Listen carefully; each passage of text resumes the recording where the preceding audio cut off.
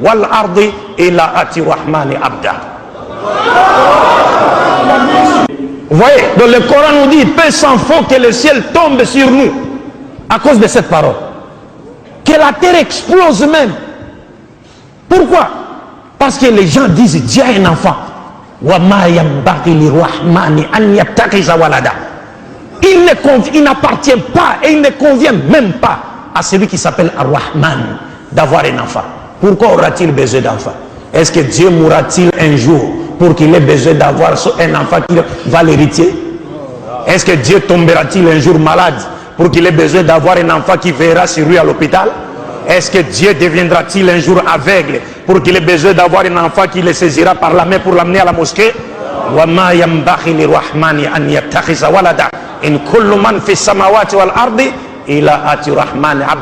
Il n'appartient pas au Dieu Rahman d'avoir un enfant, parce que tous ceux qui sont dans les cieux et sur la terre comparaîtront devant lui au jour du jugement dernier comme étant les simples serviteurs de Dieu. Vous savez que hier c'était le 25 décembre et c'était la fête de Noël.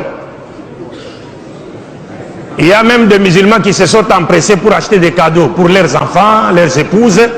D'autres peut-être sont partis en pique-nique pour aller fêter.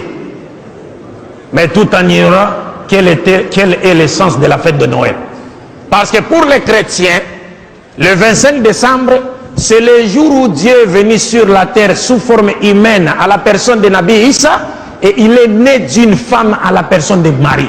Quand toi, musulman, tu vas célébrer cette fête, c'est-à-dire, tu veux nous dire, tu es d'accord avec les chrétiens pour dire que Dieu est né d'une femme et que ce que Dieu a dit dans le Coran, lam yalid wa lam yulad, il est faux. Lam yalid wa lam yulad. Lam yalid, il n'a pas enfanté, n'a pas été enfanté. Parce que Dieu n'a pas enfanté. Parce qu'avoir un enfant suppose qu'on a besoin. Or Dieu, lui, il est as-Samad.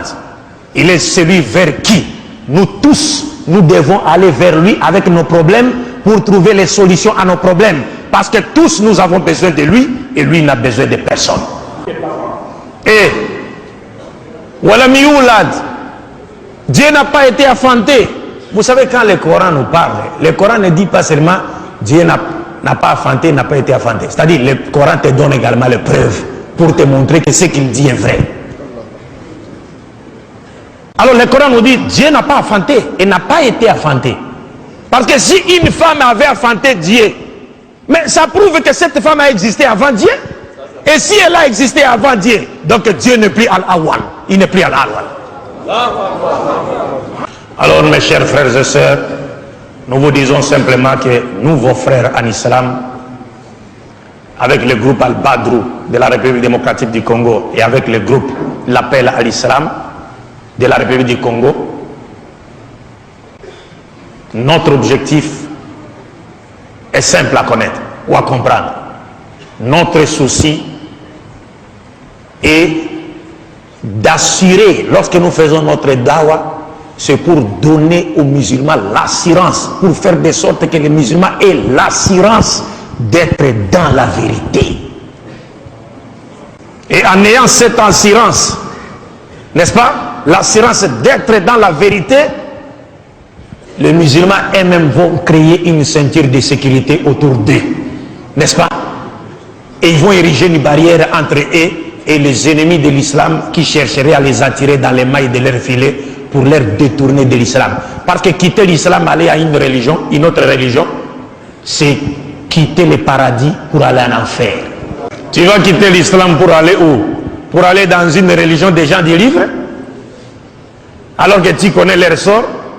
Inna alladhina kafaru min ahli al-kitabi wal mushrikin fi nari jahannam. Tu vas aller où? C'est-à-dire, le Coran nous dit clairement, ceux qui ont mécru parmi les gens du livre et les mouchriquines iront tout droit en enfer. C'est fini. Et parmi les gens du livre qui ont mécrit, vous les connaissez, et le Coran nous a donné des indices pour les connaître. Le Coran nous dit clairement, laqad kafara alladhina qalu inna allaha huwa al-masih ibn maryam. Si tu dis ça, tout droit en enfer. Laqad kafara alladhina qalu inna allaha thalithu thalatha. Si tu dis ça, tout droit en enfer. Et qui encore? وقالت اليهود عزير ابن الله وقالت النصارى المسيح ابن الله ذلك قولهم بأفواههم يضاهئون قول الذين كفروا من قبل قاتلهم الله أن يؤفكون. والله بالله, le Coran nous dit Al-Masih n'est pas Dieu, et le Coran nous dit Muhammad est le messager de Dieu envoyé à l'humanité tout entière. Wallahi billahi, il n'y a pas un seul pasteur sur cette terre qui se présentera devant les musulmans, même s'il est accompagné par Iblis, il est saisi par la main. Même s'il est accompagné par Iblis, qu'il est saisi par la main, à moins que ce que Allah a dit dans le Coran soit faux. Mais si ce que Allah a dit dans le Coran est vrai, وَقُلْ جَاءَ الْحَقُّ وَزَهَقَ الْبَاطِلُ إِنَّ الْبَاطِلَ كَانَ زَهُوقًا, ce pasteur va tomber. Inch'Allah, la hawla wa la quwwata illa billah. Pour finir, pour terminer, mes chers frères, vous devez être fiers d'appartenir à l'islam. L'islam qui est la religion prêchée par tous les prophètes, parce qu'il n'y a jamais eu plusieurs religions provenant de Dieu. Nous sommes en train de jouer le jeu de l'ennemi. Lorsque nous disons telle religion vient de Dieu. Non! Il n'y a qu'une religion qui est venue de Dieu, c'est l'islam. Et ça, c'est Muhammad sallallahu alayhi wa sallam qui le dit. Il dit, Nahnu ma'ashar al-anbiya, abna'ulat, dinuna wahid. Nous, l'ensemble des messagers de Dieu, nous sommes comme les enfants d'un même père, mais de mères différentes. Notre religion est une. Mes chers frères, il n'y a jamais eu plusieurs religions provenant de Dieu. Et sur la terre, il n'existe que deux religions. Imma shakiran wa imma kafura. La religion de Dieu et la religion de Satan, c'est fini. Wa sallallahu ala sayyidina Muhammad wa ala ali wa ala jami' anbiya wal mursalin. Assalamu alaikum wa rahmatullahi wa barakatuh.